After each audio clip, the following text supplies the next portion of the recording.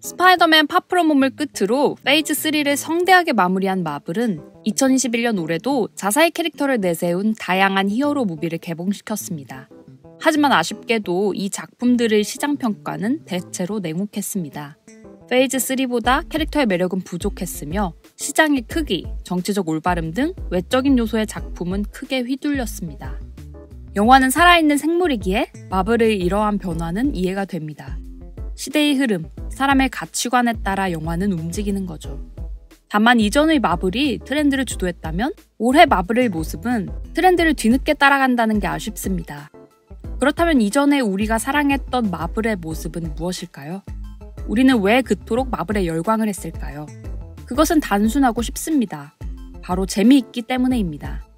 영화를 통해서 무엇을 배우고 고찰하는 것이 아니라 내가 지불한 표값이 아깝지 않을 만큼의 즐거움을 선사했기 때문입니다.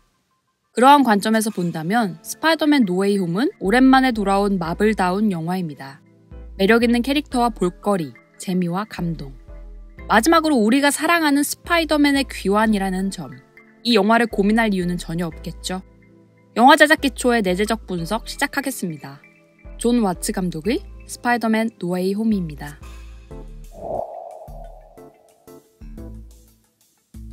스파이더맨 파프로몸의 결말이 해피엔딩이지 않았던 만큼 이번 작의 분위기는 조금은 무겁고 진중하지 않을까라는 예상과 기대를 했습니다.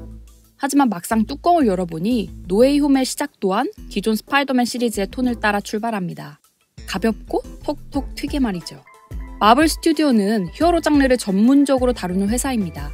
무려 27작품의 히어로 영화를 개봉시켰고 단편과 드라마, 애니메이션의 수를 더하면 그 수는 더 늘어나겠죠.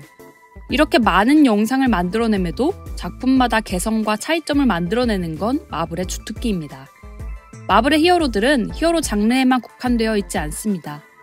스파이물의 장르성을 따라갈 때가 있고 판타지를 빌릴 때도 있으며 때로는 SF, 때로는 정치 드라마를 표방할 때도 있죠. 스파이더맨 시리즈 또한 또 하나의 장르를 가져옵니다. 바로 하이틴 무비죠. 하이틴 무비의 생명은 바로 젊음에 있습니다. 젊기에 느끼는 아련함, 호기심, 아픔, 그리고 첫사랑이 주된 소재거리죠. 그러기에 노웨이 홈의 시작은 무거울 수가 없습니다. 친구들과 신나게 떠들고 웃어야 하고 사랑하는 이 때문에 행복하고 아파야 하죠.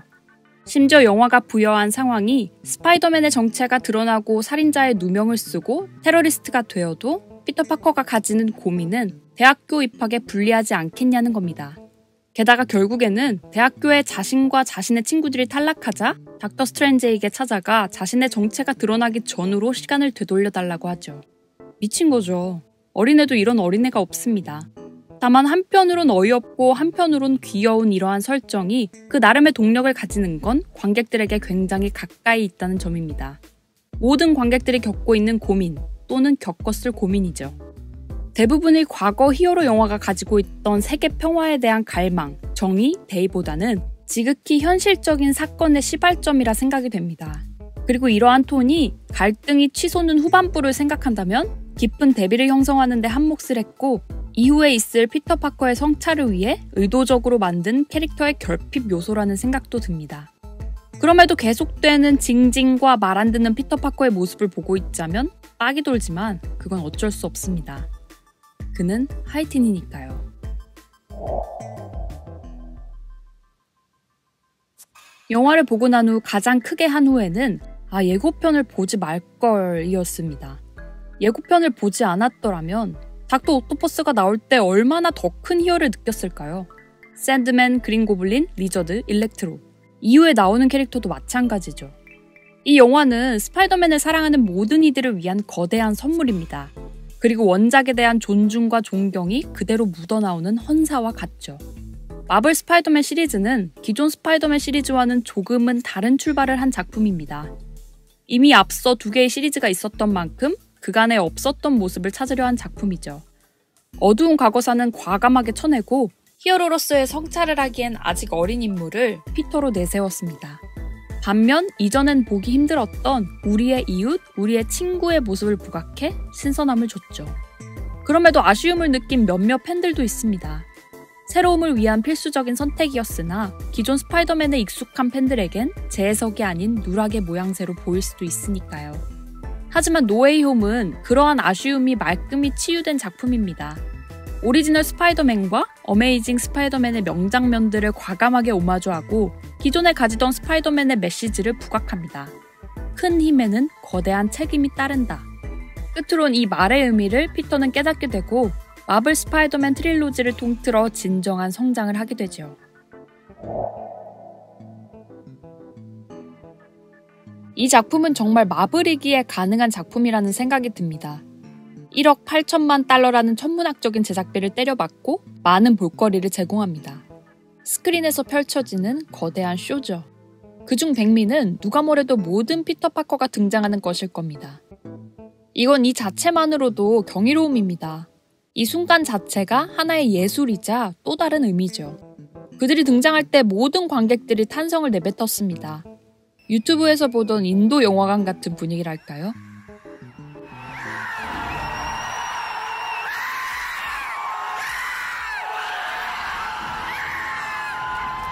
마블은 그간 많은 시도를 했고 성과를 거뒀습니다. 그중 가장 큰 성과는 시네마틱 유니버스를 안정적으로 정착시켰고 현대 상업영화의 주류로 만들었다는 거겠죠. 이제는 다양한 제작사들과 시리즈들이 유니버스화에 도전하고 있습니다. 하지만 마블은 또다시 그들에게 앞서 새로운 도전을 시작합니다. 바로 멀티버스죠. 그리고 이 멀티버스의 시작이 스파이더맨이라는 것은 최고의 선택이라 생각이 듭니다. 모든 팬들이 생각하는 최애의 시리즈는 각기 다를 겁니다. 모두가 생각하는 최고의 피터 파커와 빌런도 다 다르겠죠. 그러기에 그 모든 것을 종합할 수 있고 새로운 이야기를 만들 수 있는 것, 바로 스파이더맨과 마블이기에 가능한 거겠죠. 그럼에도 개인적인 아쉬움은 몇 가지 있습니다. 사실 스파이더맨 노웨이홈은 148분으로도 부족한 작품입니다. 많은 인물이 등장하고 많은 사건이 존재합니다. 캐릭터마다의 목적도 다르고 해결점도 다르죠. 우선 피터 파커 성장이 영화의 최우선입니다. 톰 홀랜드의 피터 파커는 힘에 따른 책임과 자기 희생을 거치며 성장하고 토비 맥과이어의 피터 파커는 자기 손으로 죽인 친구의 아버지를 이번 짝에선 구원했으며 앤드류 가필드의 피터 파커는 잃었던 자신의 연인인 그웬을 대신해 MJ를 구해냅니다. 모두가 성장을 거치고 감동과 함께 영화 자체가 가지는 첫 번째 목적을 수행하죠. 그렇다면 그 다음의 목적인 히어로 영화의 장르적 재미, 즉 빌런과의 대립구도는 영화가 가지는 시간이 부족해 간결하다는 느낌을 받아요. 피터 파커의 개인사도 보여주고 닥터 스트레인지와의 갈등도 보여주고 너무나도 바쁘다 보니 정작 예고편에서 큰 임팩트를 준 닥터 옥토퍼스, 그린 고블린, 일렉트로와의 대결은 뭔가 쉽게 해결된다는 느낌이랄까요? 심지어 샌드맨과 리저드는 거의 분량이 없다시피 합니다. 물론 이것이 단점 아닌 선택과 집중이라는 걸 압니다. 영화는 드라마와 달리 한정된 시간의 예술이기 때문이죠. 다만 그렇다면 짧은 순간이라도 거대한 임팩트를 만들어야 하는데 액션 연출이 이 전작들에 비하면 약해요. 스파이더맨을 생각했을 때 떠오르는 그 특유의 아크로바틱은 새로움보다는 전작에서 보았던 것에 머물렀고요. 3명의 스파이더맨이 나왔음에도 그들이 만드는 콜라보 액션은 사실 한 부분 정도만 있어요.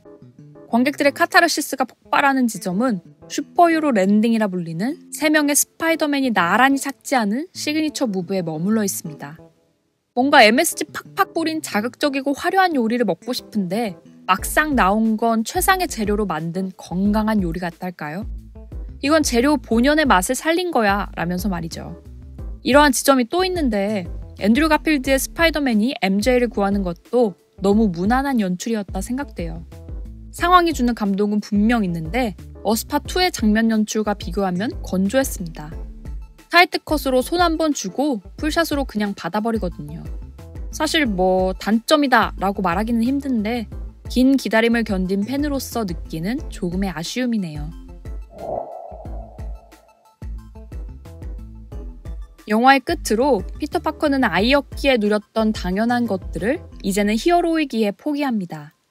자신이 사랑했던 연인, 가장 친했던 친구 말이죠. 그리고 그것들을 포기했기에 스파이더맨의 존재를 알고 있는 이들은 사라졌고 제목 그대로 노웨이 홈, 집으로 갈 길을 잃어버리게 되었죠. 심지어 어벤져스 멤버들도 스파이더맨의 존재를 잊어 그간 최신 장비로 도움을 받았던 모습과 다르게 천으로 만들어진 슈트를 입고 경찰 무전을 도청하며 활강을 준비합니다. 우주와 지구를 지키던 이전의 모습과 대비되는 다른 의미의 우리의 이웃, 스파이더맨의 모습이죠. 개인적으론 여운이 많이 남는 결말입니다. 조금은 가혹하게 보이기도 하죠. 반면 이로 인해 마블 페이즈 3, 아이언맨의 위치를 이제는 스파이더맨이 가져갈 준비가 되었다고 생각되네요. 그의 천진난만한 미소가 좋았지만 그것만으론 히어로가 될 수 있는 건 아니었으니까요. 마블 시네마틱 유니버스는 계속됩니다. 지금의 상처가 흉터로 남을 수도 있지만 새살이 도둠을 알기에 앞으로의 스파이더맨의 행보를 응원하며 다음 작품을 기다리겠습니다. 이 리뷰는 지극히 주관적인 리뷰입니다. 끝으로 이 영상이 좋다고 생각되시면 구독과 좋아요를 부탁드립니다. 댓글을 남겨주시면 여러분의 생각을 통해 더 좋은 리뷰를 만들 수 있을 거라 생각합니다. 감사합니다.